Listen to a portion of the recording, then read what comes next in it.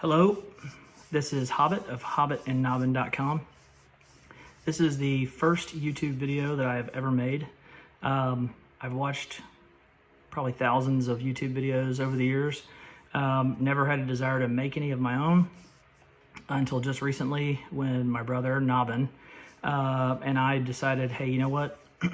We've done a lot of stuff to our campers and a lot of different DIY projects, and we've got a lot of good ideas, and clearly people are looking for good ideas. So, hey, why not share some of the stuff we've learned and some of the tips that we've picked up over the years? So here we are making some videos. I'm usually going to be in the garage because I'm always out here tinkering and doing stuff. So apologize for the mess if there is any. One of the first things that I wanted to do, well, I guess I should back up and say, I have a 2002 Coleman Fleetwood Santa Fe, and I bought it used. It's my first camper. I was the second owner of the camper. It was in relatively good shape, but it was really dated. There was definitely some things that needed to be fixed, and one of the main things was the roof. And if anybody who's done any work on a Coleman or done any research, for several years they made pop-ups with ABS plastic roofs, and they're a great roof because there's no seams, but they have this problem where they start cracking, and you have to fix it or the plastic starts to delaminate, and it's a big ordeal. So when I bought this thing, there was a bunch of hairline cracks all over the place, and so I knew I was going to have to do that. And so that isn't the subject of this video. In fact, that will probably be several videos. I've refinished the roof and recoated it and everything. So I'll go back and make several videos and walk everybody through exactly how I did that. I think it turned out really nice. But I have done a boatload of different projects on this thing, and I think it looks really nice. But one of the things that my camper lacked when I bought it was an awning. And a lot of pop-ups come with a traditional bag awning. And those bag awnings are attached with a C channel that runs along the top edge. And the bag that contains the awning usually has like a bead of some kind that's wrapped in some kind of nylon. And the nylon sticks out about 1.5 inches or so. And that strip of nylon is sewn into the bag. And then the circular bead is, you slide that into the track along the top of the camper, and then your bag is supported there and just hangs there. You get where you're going, you unzip the bag, set the awning up, and so forth. My camper did not come with an awning. It did have a C channel attached to the roof, but it was in really bad shape. It had dry rotted. There were sections of it missing. It was cracked, and I didn't think it was going to be able to support a bag awning. And it was something I was definitely going to have to fix, particularly since I was going ahead and redoing the roof and everything like that. So I removed the old C channel that was on the roof. And throughout these videos, unfortunately, there was a whole lot that I've done on this camper that I didn't make videos for. And I wish that I had, but I did take just tons and tons of pictures. And so if you're interested in more detail about some of those things, as I discuss them in videos, definitely go to our blog, hobbitandnobbin.com, and check out some of those blog posts, and you can see a lot more detail and a lot of the pictures that I've posted. And I'll try to do as best I can to walk you through step by step all the things that I did. But as to this particularly, I plan to make this video, which is, I'm going to explain how I attached the C channel to the roof, and then in a subsequent video I want to add a track on the other side, on the back of the camper, or on the side that doesn't have the door. I'd like to add a smaller awning that I can use to just prevent rain or precipitation from getting on the canvas. And there's a large window on the back of the canvas, and I'd like something. I've got several trips planned in the next probably 45 days, and it's going to start getting hotter, and I want to keep some of the sun from coming into the camper and heating up the inside. So when I do that, I will make a video and then show you exactly step by step what I did. But for this video, I'm just going to describe what I did and describe a lot of the materials that I used, because in looking for information, I didn't find a lot of helpful information out there, where to find things, and I did the information about materials and things like that I might need, I found on my own. So others may have found it, but I'm just going to throw it out there. If you haven't and you're like me, then maybe this will help you out. So the first thing is this right here. And this is called a flanged awning rail. And I got this from a website that is amazing. And it's the website is sailrite.com, and it's SAILRITE.com. The site is sort of a nautical site, and there's a bunch of stuff for boats and marine purposes. There's just all kinds of hardware, fabrics, tools, and there's a bunch of stuff for like sewing. And I know that might not sound manly, but there are a lot of manly type tools, or womanly, if we're going to be PC here, that are really useful and could really help, particularly for a pop-up camper with canvas. And I'm going to make a separate video. There was a small tear in my canvas, and I used some stuff from Sailrite to fix that. So I'll make another video on that. But in any event, it's a great website. But this right here is on the website is called a flanged awning rail, and this is a 4-foot section, and this was $11.95 for this 4-foot section. You can buy this in a longer section. I think it's 90 inches or maybe 96 inches, and it's $23.95. And for me, because of the difference in the cost for shipping, because they have to ship that longer section, obviously it's going to be a huge box and all this kind of stuff. There was a huge difference in the price, and so for me, I just thought, you know what, I'm going to buy the shorter sections, and if I have to piece them together, then so be it. It's fine. I'll figure it out. So that's what I went with. Now, one of the things that I want to point out here, and I think this is really important and something that people could probably overlook. All right. So I'm going to try not to move this around as much as I can, but you'll notice here that this is not a true C. So the opening is on the bottom portion of the C here. And then what that does is, this is important for a couple of reasons. The first is, if you have a traditional bag awning, the way that's going to work is like I described earlier, where you're going to have sort of this plastic bead that's wrapped in nylon, and then the nylon is going to stick out about this far-ish, about an inch or so, inch and a half. And that part's going to be sewn to your bag. And then you're going to slide that bead into this track, and that's going to be what supports the awning on your pop-up. You can buy that bead, and you can attach it to whatever you want, and you can buy that on Sailrite also. And it's called Keder awning rope. Keder awning rope. And if you get the black, then I think, I want to say, don't quote me on this, but I think it's like $1.45 or $1.45 per foot. And the white is like $1.25 per foot or something like that. That's close. If that's not accurate, it's really close. But you buy it by the foot. So in any event, you take that and you slide it in here, right?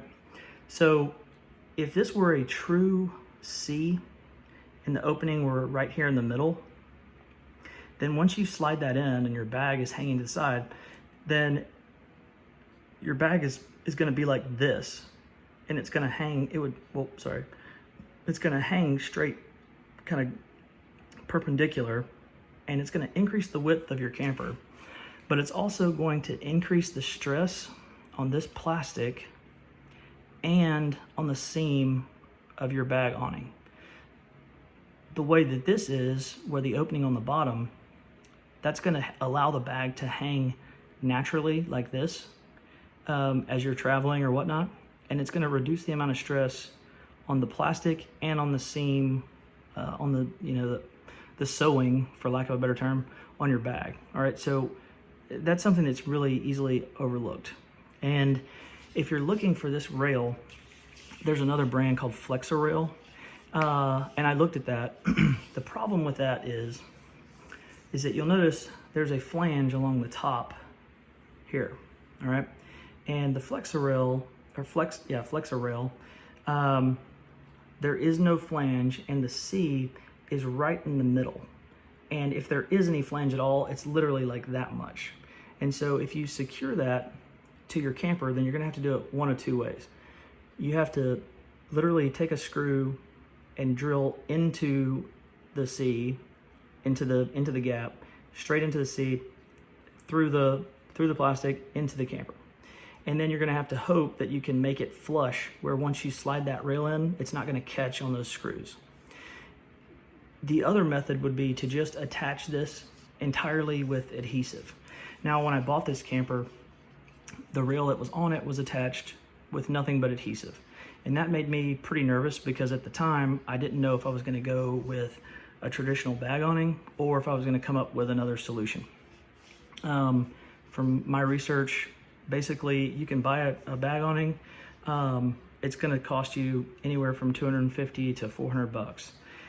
And for me and my purpose, I just thought that's too much for me. I'd rather spend money on other stuff. So I have a solution that I've come up with that I think will work for me. I think it'll work. I don't know. So you guys will find out with me. But in any event, this is what I used on my camper.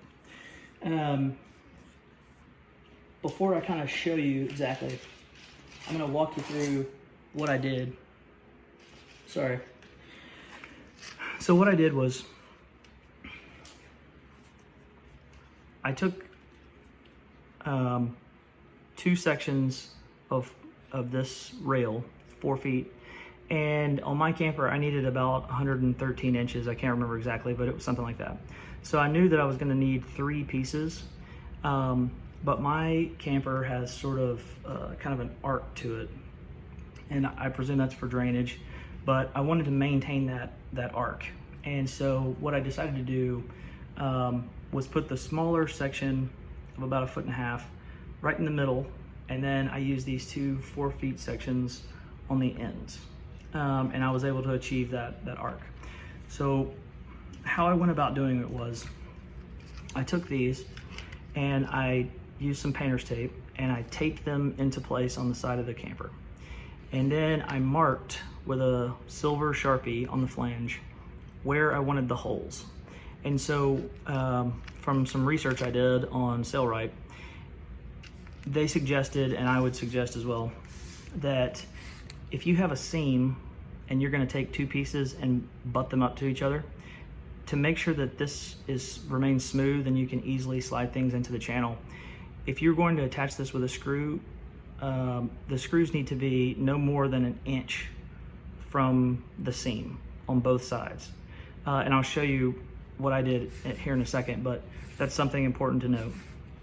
So I marked the location of the screws, and then I took these off, and then I pre-drilled holes into the flange, and then I put them back onto the camper, and then I marked the holes onto the camper, took these off again, and then I took a drill bit and I drilled some pilot holes into the camper. Now, sort of an aside, press pause for a minute.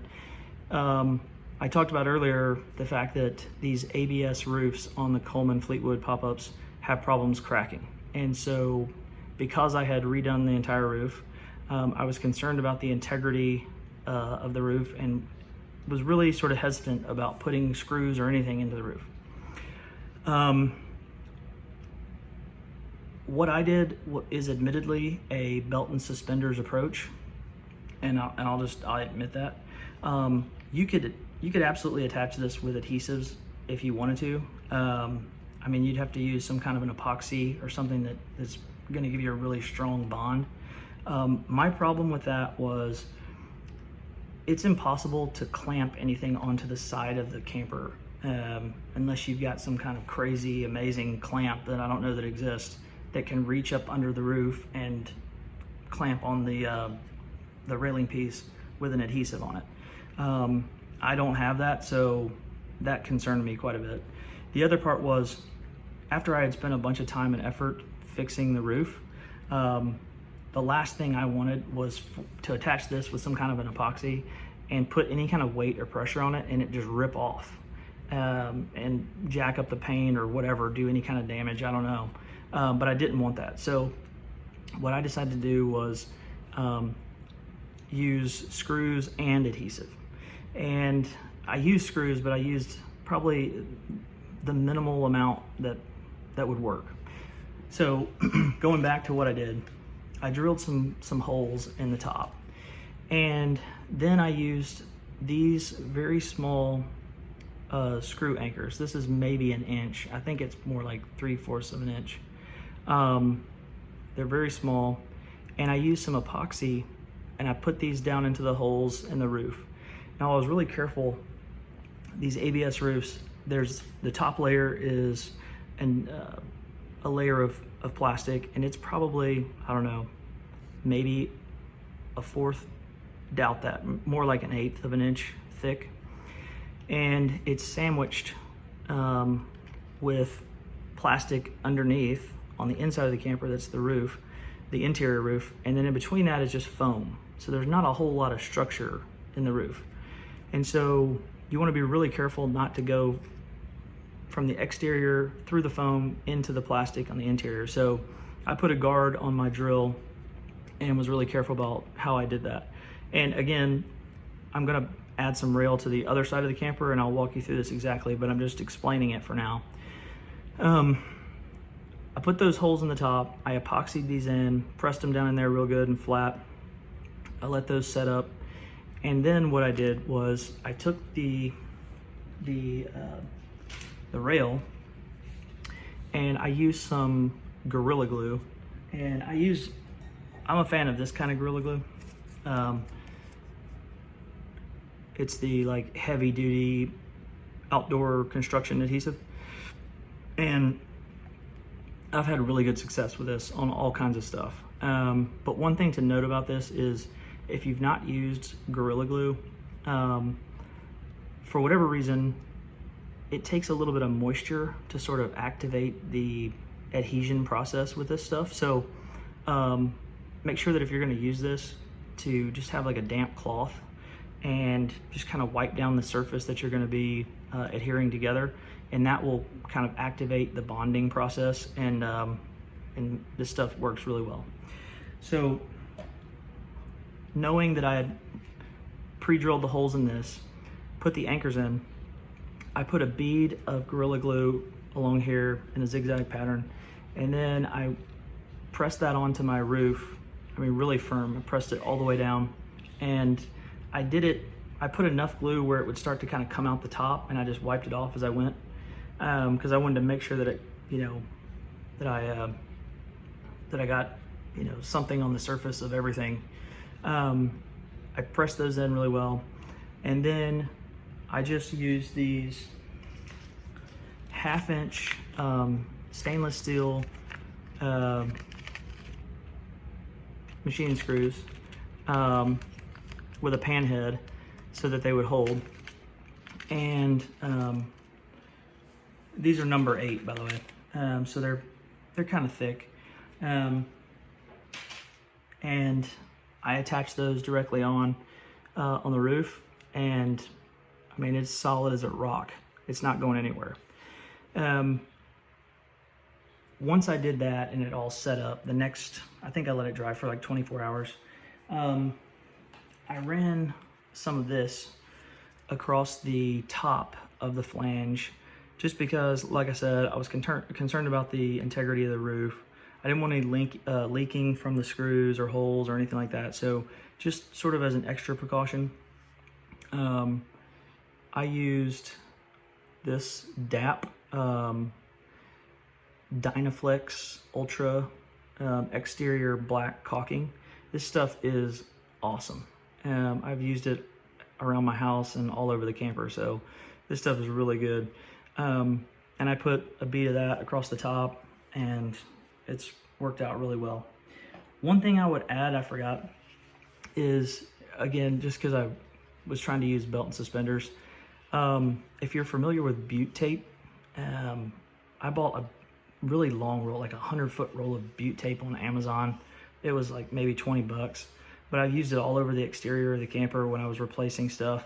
And I just thought, hey, it's good to kind of have around in case I'm working on other stuff and I need some more. So I just tore off a little tiny piece, and I would just roll up a little ball, and I stuck it on top of the anchor, just to kind of give me just one extra little, security blanket for moisture getting into the roof.